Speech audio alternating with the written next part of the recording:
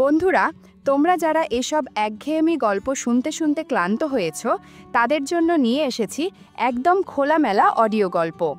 এসব অডিও গল্পের ওয়েবসাইটের লিংক কমেন্ট দেয়া আছে, আর কিভাবে সাইট থেকে গল্প শুনবে সেটার টিউটোরিয়াল দেয়া হলো। সাইটে ঢোকার পরে এরকম বিজ্ঞাপন আসলে এখান থেকে কেটে দিবেন। যে গল্প শুনতে চান সেটাই ক্লিক করার পর যদি অন্য জায়গায় নিয়ে যায় তাহলে ব্যাক বাটন চাপ দিতে হবে। তারপর আবার গল্পের উপর ক্লিক করতে হবে। তারপর এই জায়গা থেকে প্লে বাটনে ক্লিক করতে হবে। প্লে বাটনে ক্লিক করার পর যদি আবার বিজ্ঞাপন আসে তাহলে বিজ্ঞাপন এখান থেকে কেটে দিতে হবে। আমি ব্যাগ থেকে গামছা আর একটা শাড়ি বের করে বাথরুমে ঢুকলাম। জলের ধারা গায়ে লাগতেই মনে হচ্ছিল সব ক্লান্তি ধুয়ে যাচ্ছে। স্নান শেষে গা মুছতে মুছতে আয়নার সামনে নিজেকে একটু গুছিয়ে নিই। তারপর ভেজা চুলে শাড়িটা গুছাতে গুছাতে বেরিয়ে এলাম। জামাকাপড় ভেজা ছিল বলে গায়ে জড়সড় লাগছিল কিছুটা। আমার নাম লতা মণ্ডল, বয়স ৩০ পেরিয়েছে। আয়নায় তাকালে ভাবি চুলে কয়েকটা সাদা ধরেছে ঠিকই, কিন্তু নিজেকে আজও ফুরিয়ে যাওয়া মনে হয় না। গায়ের রং ফর্সা, উচ্চতা মাঝারি, কিন্তু হাঁটার সময় মানুষ এখনও তাকিয়ে থাকে। চলার মধ্যে একটা ছন্দ আছে, আর কথার ভঙ্গিতে মাঝে মাঝে কড়া সুর আসে। তবে কাউকে ভালো লেগে গেলে সেই গলার সুরও অনেকটা বদলে যায়। আমি শহরের মেয়ে না। ৭ বছর আগে স্বামী রেখে ছেলেকে গ্রামে রেখে এসেছি। ছেলের নাম রতন, এখন ক্লাস 3-তে পড়ে। আমার বাবা মায়ের কাছেই থাকে। হারান মণ্ডল আমার স্বামী, মাঠে কাজ করে। সন্ধ্যায় ফিরলে তার শরীরে একটা আলাদা গন্ধ লেগে থাকে। সংসারে টানাটানি ছিল, পেট চালাতে শহরে চলে আসা। ভাবছিলাম অন্তত ছেলেটার মুখে ভাত দিতে পারবো। শহরের বাড়িগুলোতে কাজ করতে এসে বুঝেছি এখানে শুধু বাসন মাজার কাজ না, নিজেকেও সবসময় পরিচ্ছন্ন ও পরিপাটি রাখতে হয়। প্রথম যে বাড়িতে কাজ নিয়েছিলাম সেখানে মালিক ছিলেন বিজয় দত্ত। তার স্ত্রী অফিসে যেতেন আর উনি বাড়িতেই থাকতেন। একদিন দুপুরবেলা কাজ করতে করতে বললেন, তুই তো অনেক কষ্ট করিস লতা, তোর স্বামী কিছু দেয় না? আমি কিছু বলিনি, চুপ করে তাকিয়েছিলাম। উনি হাতে ৫০০ টাকা দিলেন, বললেন, এইটা রাখ, আজ শুধু একটু গল্প করিস আমার সঙ্গে। সেই দিন আমি বুঝেছিলাম এই শহরে অনেকেই মানুষ দেখে না, দেখে তাদের প্রয়োজন। এরপর বহুজনের নাম শুনেছি, সুবীর, রঞ্জিত, অমল, শ্যামল। কেউ সাহায্য করতে চেয়েছে, কেউ বন্ধুত্ব করতে। আমি সব কিছু বুঝেও কখনো খুব কড়া হইনি, কারণ এই শহরে একা মেয়েদের বাঁচতে হলে অনেক হিসেব করে চলতে হয়। এইবার নতুন কাজ পেলাম এক একা ছেলের বাসায়। নাম অর্জুননাথ, বয়স ২৪, ভার্সিটিতে পড়ে। বাবা মা কলকাতায়, সে এখানে একা থাকে। প্রথম দিন দরজা খুলে আমায় দেখে একটু থমকে গেল। মাথা থেকে পা পর্যন্ত চোখ বুলিয়ে নিয়ে বলল, আপা বলবো না তো আপনাকে, বেশ স্মার্ট লাগছেন। আমি একটু হেসে মাথা নিচু করে বললাম, দাদা, কাজের জন্য এসেছি। নাম লতা। ছেলেটার চোখে এক ধরনের কৌতূহল ছিল, তবে সেই কৌতূহলের ভেতরে আবার একটা ভদ্রতা মেশানো। এমন চাহনি আগেও দেখেছি, কিন্তু ওর চোখে একটা বেখিয়ালি কোমলতা ছিল। ঘরদোর ঘুরিয়ে দেখালো, কিচেন, ডাইনিং, বেডরুম সবই বেশ গোছানো। তবু কোথাও যেন একা থাকার ছাপ লেগে আছে। সপ্তাহে 4 দিন এলেই হবে, বলল সে। আপনি ভালো রান্না করেন তো? আমি মাথা নেড়ে বললাম, চেষ্টা করি দাদা। সে বলল, ভালো করলে বকশিস থাকবে। আমি ঘর মোছা শুরু করলাম। কাজ করতে করতে বুঝতে পারছিলাম ছেলেটা কাছাকাছি ঘোরাফেরা করছে। হঠাৎ জিজ্ঞেস করল, আপনি গ্রামের মেয়ে? আমি বললাম, হ্যাঁ দাদা, নদিয়া জেলা। জামাই আলাদা থাকে, এখন ছেলেকে নিয়েই ভাবি। সে চুপ করে গেল, তারপর হঠাৎ বলল, আপনাকে দেখলে মনে হয় আপনি খুব শক্ত মেয়ে। আমি হেসে বললাম না কিছু, শুধু চোখ নামালাম। ভিতরে কেমন যেন হালকা কাঁপুনি উঠল। এই শহর, এই ফ্ল্যাট আর এই একলা দুপুর সব মিলিয়ে মনে হচ্ছিল কিছু একটা ধীরে ধীরে বদলে যাচ্ছে। আমি তো এমনিতে চুপ করে থাকি না, তবে কারো চোখে যদি নিজেকে নতুনভাবে দেখি একটু থেমে যাই। চা বানাতে যেতেই পেছন থেকে অর্জুন বলল, 1 কাপ আমাকেও করবেন? আমি বললাম, কাজের লোকের চা তো আর মালিকেরা খায় না। সে হেসে বলল, আপনি কাজের লোক না, আপনি অনেক আলাদা। চা বানাতে বানাতে মনে হচ্ছিল অনেক দিন পর কেউ যেন ভেতরের মানুষটাকে ডেকেছে। সেটা কি শুধু সৌজন্য নাকি আরও কিছু আমি জানি না, তবে এটুকু জানি প্রতিটা চোখ, প্রতিটা শব্দ কোথাও না কোথাও গড়ায়। দ্বিতীয়বার যখন গেলাম সকালটা ঠান্ডা ছিল। আমি শাড়িটা একটু গুছিয়ে কোমরে আটসাট করে নিলাম। ফ্ল্যাটে ঢুকেই দেখি অর্জুন লুঙ্গি পেঁচিয়ে ব্যালকনিতে। ছায়া রোদের ভেতরে ওর চেহারাটা যেন থেমে থাকা এক ছবি। আজ দেরি করলেন? বাসে ভিড় ছিল দাদা, আমি চোখ নামিয়ে বললাম। তার চোখে খেলে গেল একরকম হাসি।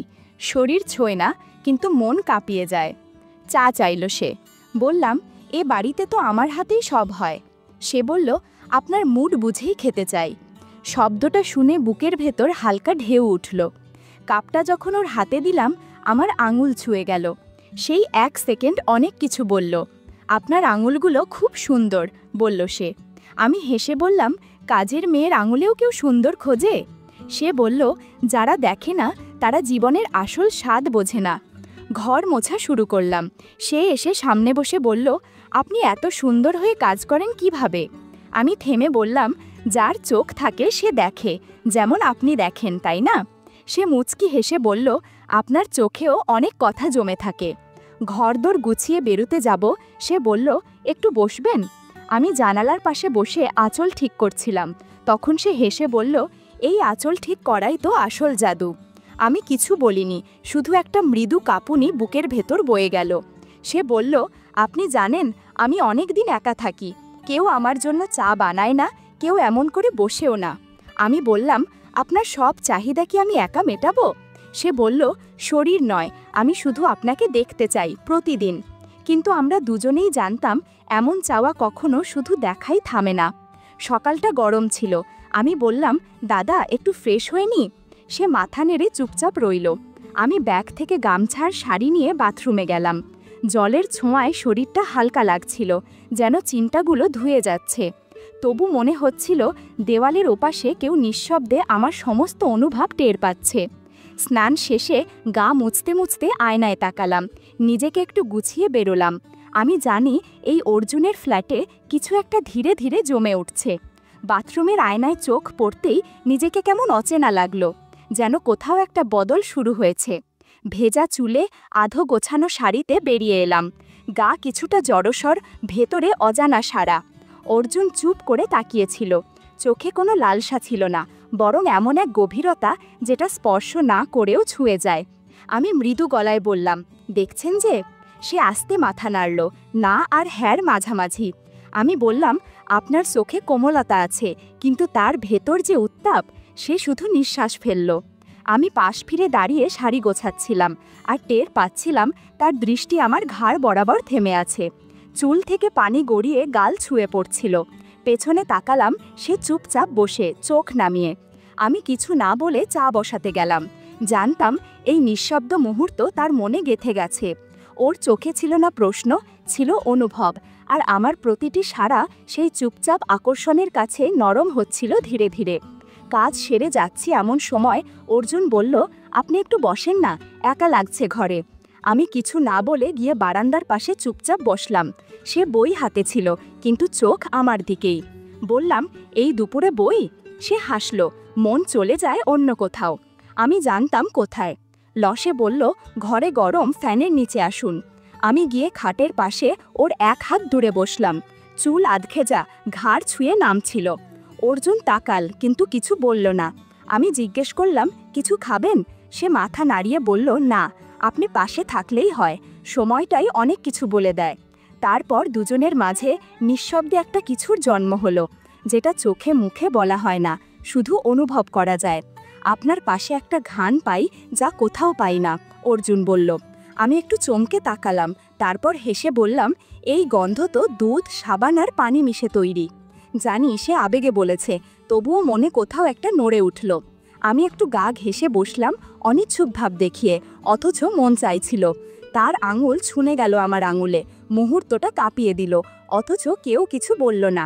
যেন ঘরের নিঃশব্দতাও টের পেল কিছু একটা বদল যাচ্ছে। আমি বললাম, আমি যাব? সে ফিসফিসিয়ে বলল, আরেকটু থাকুন, আপনার পাশে বসলে মন শান্ত হয়। আমি রইলাম। কিছু অনুভব বলা যায় না, শুধু টের পাওয়া যায়। সেদিন শুক্রবার। অর্জুন বলেছিল, আজ কলেজে যাচ্ছি না, দেরি করে এসো, একা লাগবে। তার এমন করে বলা ভেতরটা ছুঁয়ে গেল। সত্যিই তো, আমি কি চাই না কেউ আমার জন্য অপেক্ষা করুক? বাসে করে এসে দেখি মাথা ঘেমে গেছে, চুল ভিজে কপাল ছুঁয়ে নামছে। সে বলল, আপনার মাথা ভিজে গেছে, বসুন, আমি তোয়ালে দিই। আমি অবাক হলাম, আপনি দেবেন? সে হেসে বলল, শুধু আপনি কেন, আমিও যত্ন নিতে জানি। সে একটা নরম তোয়ালে এনে দিল। আমি চুল মুছছিলাম আর টের পাচ্ছিলাম ওর নিঃশব্দ দৃষ্টি, যেন বাতাসও থেমে গেছে। আমি বললাম, চুল মুছতে ঘাড়ে ব্যথা লাগে। সে বলল, আমি সাহায্য করব? আমি তোয়ালে ওর হাতে দিয়ে বললাম, দেখি আপনার হাতে কেমন যত্ন। সে পেছনে দাঁড়িয়ে চুল মুছতে লাগলো। তার হাতের চাপ নরম, নিঃশব্দ। আমি চোখ বন্ধ করলাম। ঘ্রাণ কি সব জায়গা থেকে একই রকম আসে? সে বলল, এই ঘ্রাণে মায়া আছে।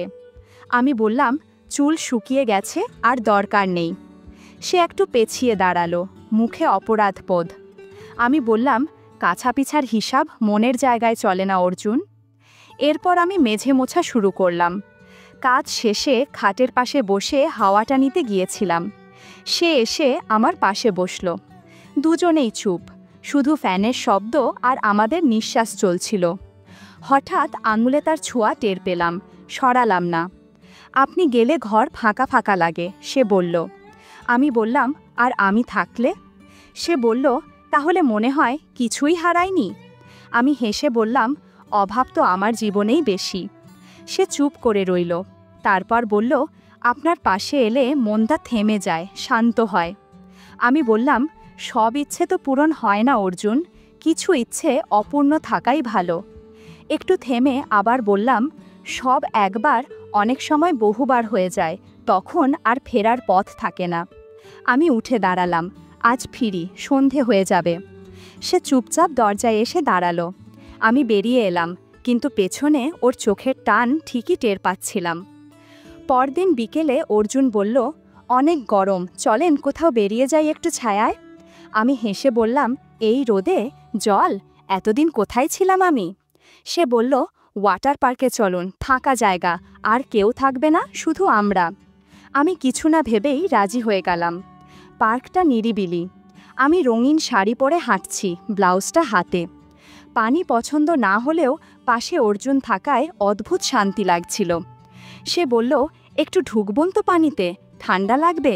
আমি মুচকি হেসে বললাম, শরীর ভিজিয়ে ফেলতে পারি না তো। সে হাত বাড়িয়ে বলল, আমি তো আছি। আমার মনে হচ্ছিল এই ছোঁয়ার প্রস্তাবটাও আসলে আরও কিছু বলছে। আমি ধীরে বসে পড়লাম পানির ধারে।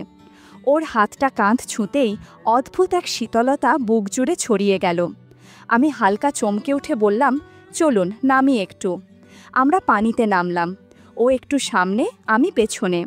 আমার ভেজা চুল পড়েছে কাঁধ ছুঁয়ে। ওর চোখ আটকে গেল। আমি বুঝতে পারছিলাম ও শুধু দেখছে না, অনুভব করছে। আমি বললাম, তুমি কি ভাবছ? সে কাঁধ ঝাঁকিয়ে বলল, তোমার কথাই ভাবছি। এই জল, নীরবতা আর দুজনের মাঝখানের দূরত্ব সব মিলিয়ে যেন একটা নিঃশব্দ বন্ধন তৈরি হচ্ছিল। সন্ধ্যার আগে অবধি সেই ছায়ার খেলা চলতেই থাকল, শান্ত, গভীর, নীরব। সকালে বাজার থেকে সব কিছু এনে আমার সামনে রাখল। তারপর হঠাৎ বলল, লতা, তুমি আজ কোথাও যাবে না, দরকার থাকলেও নয়, আমার মন খারাপ, তুমি থাকো। আমি থমকে গেলাম, এত সরাসরি করে তো কখনো বলেনি। আমি হেসে বললাম, আমার কোথাও যাবার সময় কোথায়? কিন্তু সত্যি বলতে ওকে ছাড়া এই ফ্ল্যাটটা আমার কাছেও আজকাল ফাঁকা ফাঁকা লাগে। চোখ নামিয়ে বাইকে উঠলাম। এক ধরনের শান্ত আবেশ ভর করল মনে। রেস্টুরেন্টে বসতেই অস্বস্তি লাগছিল, ঘাড় শক্ত হয়ে এলো। সবাই যেন তাকিয়ে আছে। অর্জুন নীরবে তাকিয়েছিল। আমি মুখ ফেরিয়ে চায়ে চুমুক দিলাম। হঠাৎ ও ফিসফিসিয়ে বলল, এতদিন কোথায় ছিলে? ভেতরটা কেঁপে উঠল। আজ তার চোখে আমি আর পরিচিত কাজের মেয়ে নই, বরং এমন কেউ যার জন্য অপেক্ষা করেছিল সে। রেস্টুরেন্ট থেকে বেরোনোর সময় একজন পাশ থেকে বলল, চেনা লাগে আপনাকে? অর্জুন দ্রুত বলল, আমার আত্মীয়া, গ্রাম থেকে এসেছে। লোকটা চলে গেল, কিন্তু আমি বুঝলাম এই সম্পর্ক বাইরের চোখে কতটা ভঙ্গুর। ফ্ল্যাটে ফিরে আমি চুপচাপ ভিতরে চলে গেলাম। পরদিন সকালটা ছিল শান্ত। অর্জুন কলেজে যায়নি। রান্নার ঘ্রাণে ঘর ভরে উঠেছিল। হঠাৎ কলিং বেল। অর্জুন জানালায় উঁকি দিয়ে বলল, মা এসেছে। আমি থমকে গেলাম। ও ইশারায় ভেতরে যেতে বলল।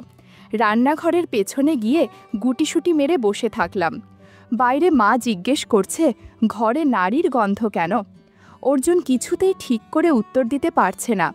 আমি ভিতরে ঘেমে কাঁপতে কাঁপতে বসে। অবশেষে মা চলে গেলেন। দরজা বন্ধ করে অর্জুন চুপচাপ দাঁড়িয়ে রইল।